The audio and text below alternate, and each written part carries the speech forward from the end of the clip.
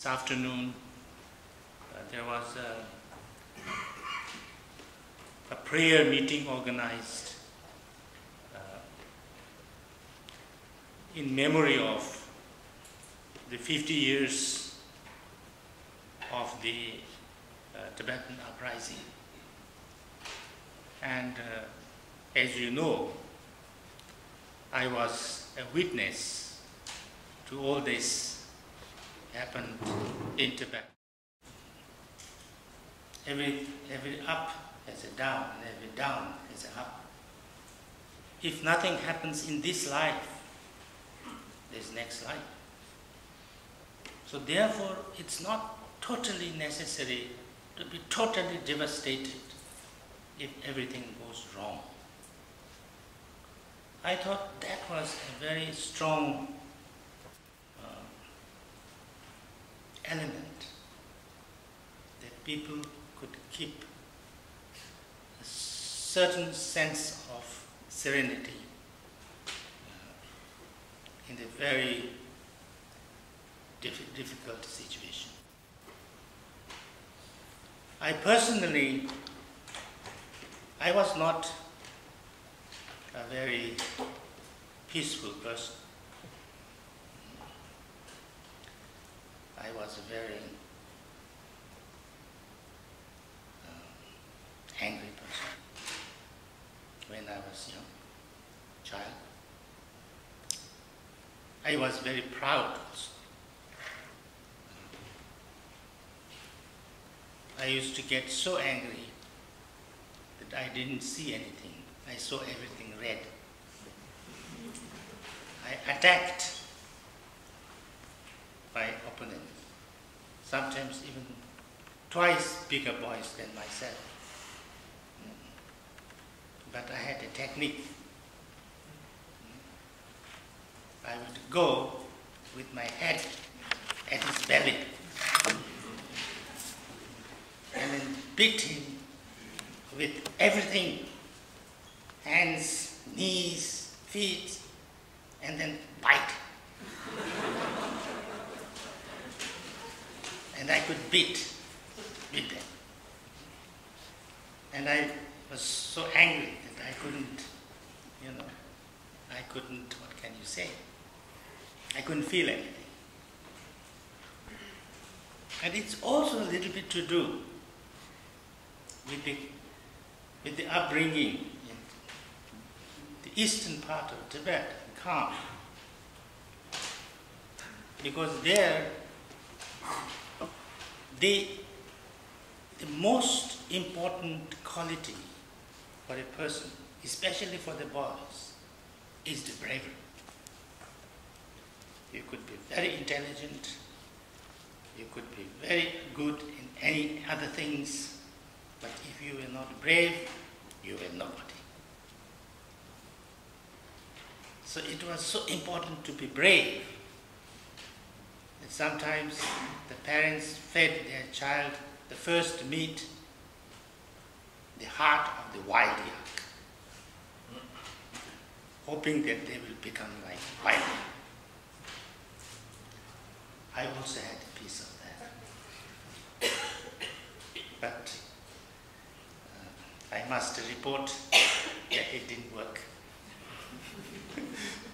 I'm not that brave, but I was quarrelsome. I think I changed around the age of 9, 10. When I started to study Buddhist texts, especially a text called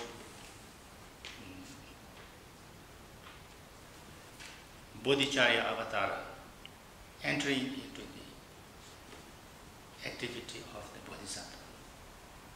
It's an old text written by a great Indian scholar called Shantideva. It was about to try to think properly about, the way we react, the way, we see other people, we see ourselves, and the way how we work or react with our emotions. Whether our usual way of reacting with anger, with jealousy, with all kinds of negative emotions, is it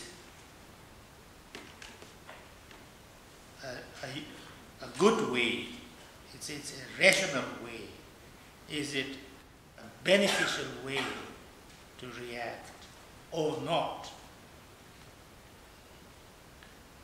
And it's lots of thinking, lots of, what can you say,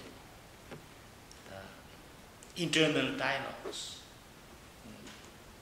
to investigate with my own experience what is really right, wrong, what is really good or not good. Through this book I understood to be able to see clearly that every people, every human being is sad. That we want to be free from suffering, pain, problem, and we want to be happy, well, joyful. It's sad. And everybody is going about trying to get that. If somebody is attacking somebody, it's with that intention, wanting something good for yourself. If somebody is doing something good also, the motivation is that. So therefore,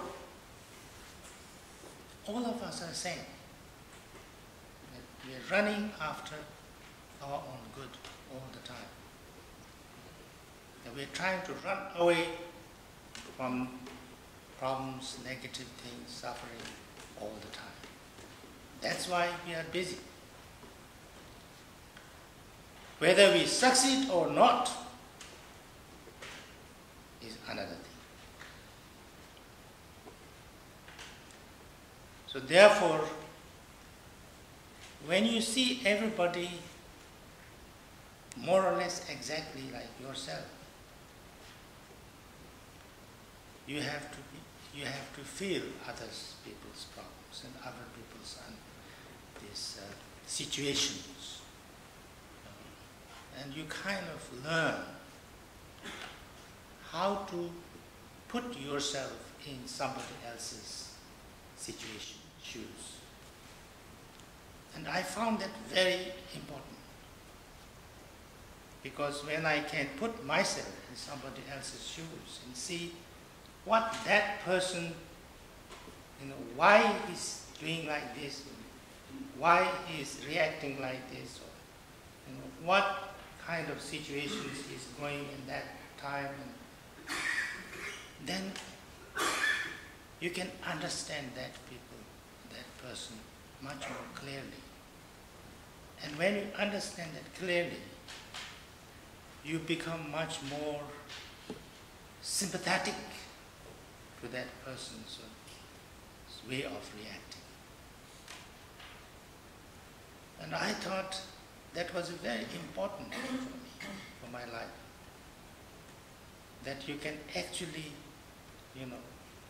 find a way to put yourself in somebody else's situation, and then find why that person reacts like that. Because most of the time we only react from our side. Why he's saying like this, why I am being hurt, why I am being